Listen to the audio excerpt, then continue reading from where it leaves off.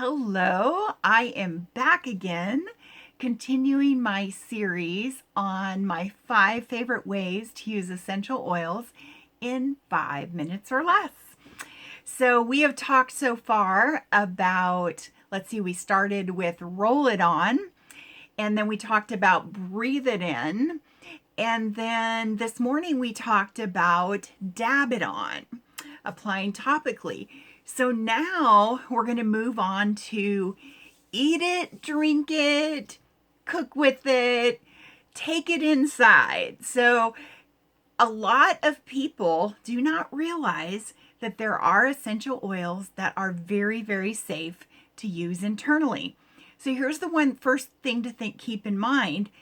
Number one, where do the essential oils come from? They come from plants, and plants are what we eat.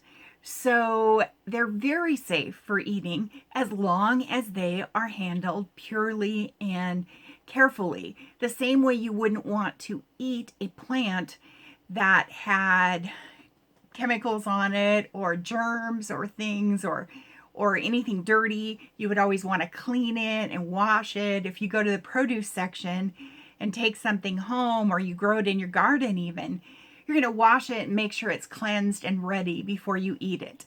So the same way with essential oils, if you're going to take them internally, you need to make sure that it's safe to be eaten. So that's another wonderful thing about Young Living. We have an entire line of essential oils that are specifically labeled for internal use according to FDA guidelines. So when you get your oils, you're going to see some that have a darker label and then some that have the white label. The white label is our Vitality line. So that is an indicator to you that this is an internal use oil. So there you go. No more worrying, is this safe for me to actually eat internally? So now that we've got that out of the way, what do you do with it? So it depends on you personally and what you like as far as flavors. I love something super simple that I love is to add it to my water. So, we've got a lot of different oils, a lot of the citrus, lemon, orange, tangerine, citrus fresh. They're great in water. Here I've got peppermint, just adding a couple drops. And it's something that you just decide what you prefer, what works best for you. But for me, I just add a couple drops.